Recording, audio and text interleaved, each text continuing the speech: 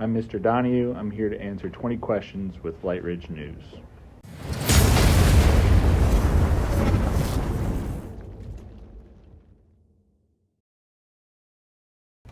Your parents are both teachers. What did they teach?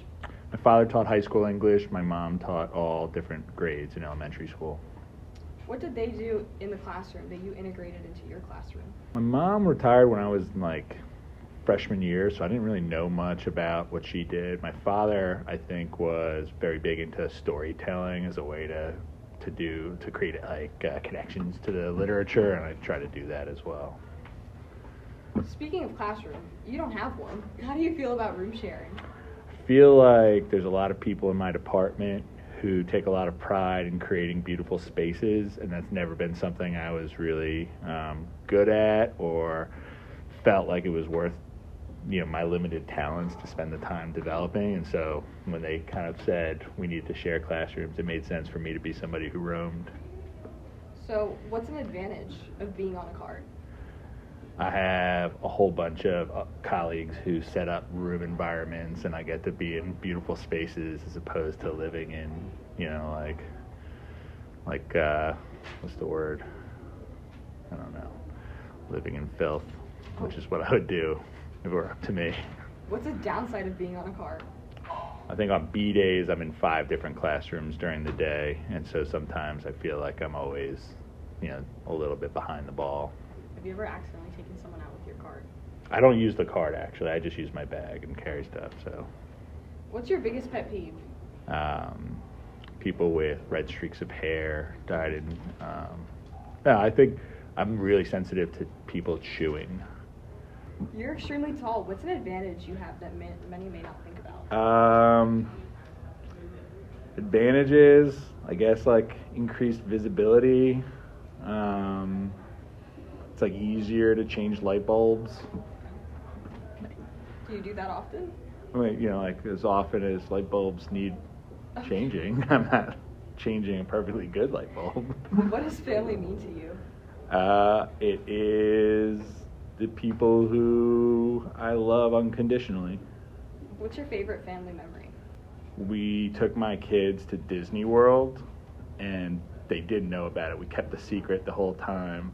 And both of them, we were visiting family members in another part of Florida, and both of them fell asleep on the way to Disney World, and they woke up at Disney World, and they had no idea we were going, and it was the best surprise I ever pulled off. It was great. Is that your favorite dad moment? So it's up there. What's your favorite Lightridge memory? When I was walking around, after I had been offered the position, and I walked around with Dr. Hitchman and just being in this beautiful, bright, open school and seeing this kind of community where kids were walking around and he was engaging them in a way that was not at all like a police state. It was just kind of like a nice feeling in the school. That has stayed with me, and I really love that memory. What's your niche interest? I like cooking, despite some people's doubts about me. So I really like baking bread. What's the best thing you've ever baked? The best thing I ever baked? I gotta be honest with you, I just made up a recipe based on other recipes this week, and it was this whole wheat oatmeal, and I put chia seeds and honey in it, so it was wheat bread, but I made a rustic loaf, and it came out really well. I was really proud of it. So you teach in a high school. What activities did you participate in high school? I played baseball for a couple of years. I was in the marching band. I was in the academic team, and I was on the school newspaper. What is something you did in high school that you didn't tell your parents? One time, this was during the summer, I want to make clear, my best friend and I, on a lark, I grew up outside of New York City, and we drove to Philadelphia to get cheesesteaks, and we drove back home that same day and kind of kept it a secret until my father found a Pennsylvania Turnpike receipt in the cup holder, and it blew our cover. We got caught up. Would you be willing to drop where your favorite Philly cheesesteak is? I like Pat's, but I like how filthy it looked. I just like being outside and on those like plastic tables. Oh. I just like bats. What's something you've done that you've never told your partner? So during pandemic, we were experimenting with cutting our children's hair, and then I relented and said, okay, you can cut my hair. And so my wife cut my hair and then had to run someplace. I don't remember where she was going, but she had to run out. And I was left home alone. And I looked at the mirror and I thought, it's not great. I could fix it up. And I started to fix my own hair and very quickly realized this was a terrible mistake because it was like snaggled and like cut really short up high.